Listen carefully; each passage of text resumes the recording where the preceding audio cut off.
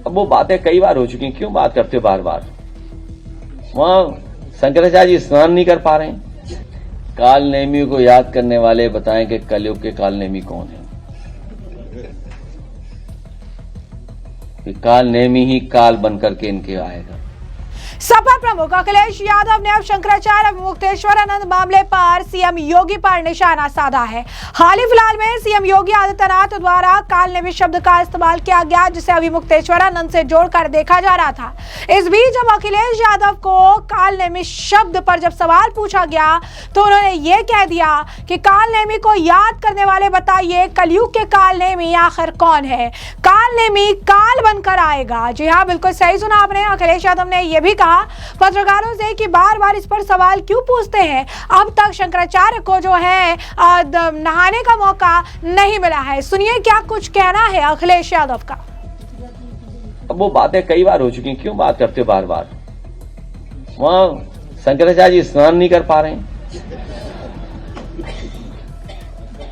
तुम चुनाव आयोग के उसकी बात कर रहे हो। हम लड़ते रहना पड़ेगा लगातार। प्रयागराज में साधुओं के लिए 2 प्रकार से कानून है। पहला, जब शंकराचार्य स्नान करने के लिए जा रहे थे उनको रोक दिया गया और कहा जा रहा था कि वहां पर माहौल खराब हो जाएगा। दूसरी तरफ सतुआ बाबा बिल्डोजर से घाट तक करने के लिए। काल नेमी को याद करने वाले बताएं कि कलयुग के काल नेमी कौन है। कि काल नेमी ही काल बनकर के इनके आएगा। तो जैसा कि आपने उनका बयान सुना, बता दें आपको कि शंकराचार्य विमुक्तेश्वरानंद को लेकर सपा चीफ अखिलेश यादव ने यह भी कहा कि मुझे खुशी है, शंकराचार्य डटे हुए हैं, देश का एक एक सनातनी उनके साथ है। शंकराचार्य ने फर्जी सनातनियों की पोल खोल दी है। वहीं आपको बता दें कि अखिलेश यादव के बयान पर अब साध्वी प्राची ने प्रयागराज महाकुंभ मेले में शंकराचार्य विमुक्तेश्वरानंद और प्रशासन के बीच टकराव पर अखिलेश यादव जिस तरीके की बयानबाजी कर रहे हैं उसे लेकर तीखी प्रतिक्रिया दी है।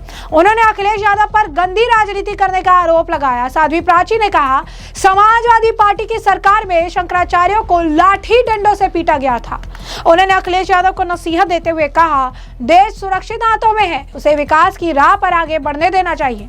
जनपद संभल के चंदौसी गोतवाली इस कस्बा क्षेत्र में भाजपा नेता मुकेश सोंग के आवास पर पहुंची साध्वी प्राची ने समाजवादी पार्टी पर मुस्लिम तुष्टीकरण का आरोप लगाया। कहा धर्मांतरण और लव जिहाद के बढ़ते मामले समाजवादी पार्टी के देन है। अखिलेश यादव की बयानबाजी पर साध्वी प्राची ने उन्हें याद दिलाया कि उनके पिता यानी मुलायम सिंह यादव ने अयोध्या में कार सेवकों पर गोलियां चलवाई थी। उन्होंने यह भी कहा कि अखिलेश यादव अपनी पत्नी के सम्मान की रक्षा नहीं कर पाए जब मौलाना और मस्जिद के अंदर उनके बारे में टिप्पणी की। साध्वी प्राची ने अखिलेश यादव से गंदी राजनीति छोड़कर देश के विकास पर ध्यान देने का आग्रह किया। उन्होंने जोर देकर कहा देश और उत्तर प्रदेश दोनों सुरक्षित हाथों में है।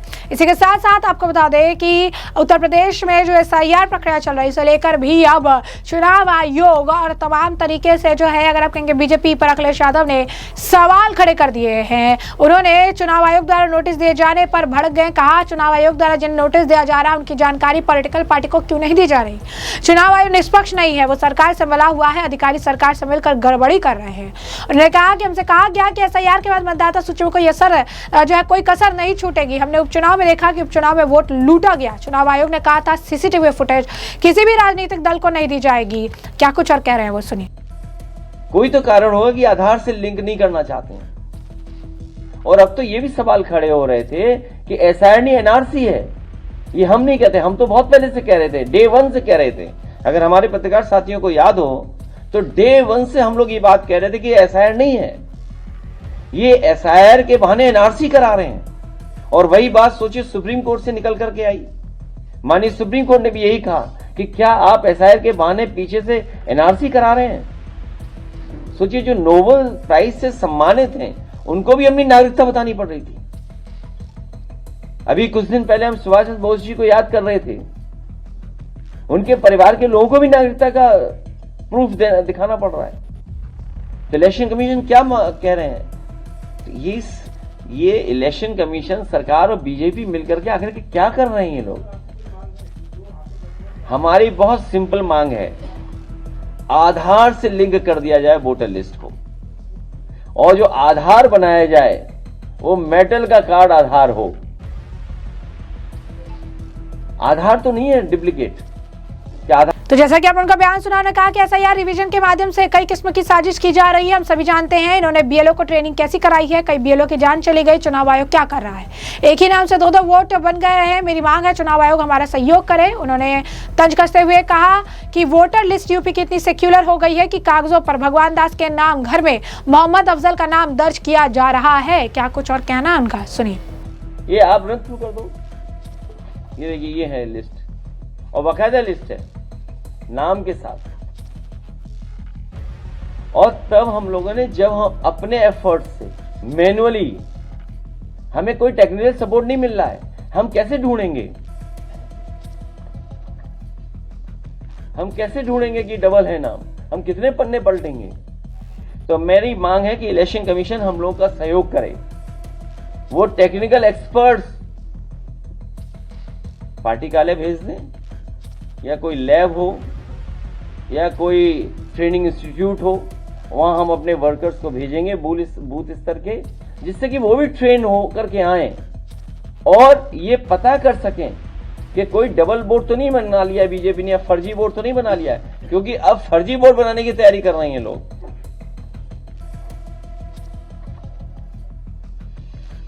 अब सुनने में आया है कि पहले तो ये बताया गया था कि मैपिंग मतदाताओं को कोई नोटिस नहीं दी जाएगी, वो रन थ्रू करते रहो आप डुप्लीकेट वोट्स।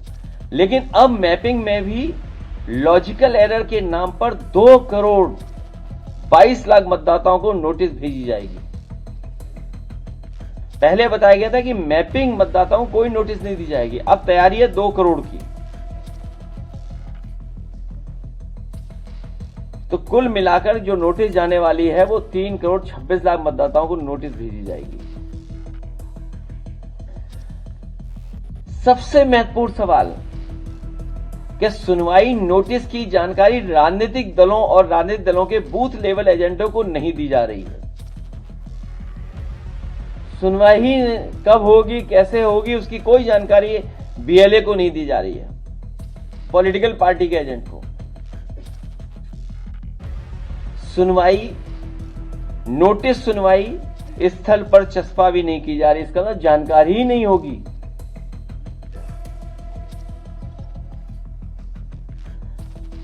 बीएलओ जो सरकारी कर्मचारी हैं, सरकार के दबाव में काम करते हैं, जाति के आधार पर पोस्ट होते हैं,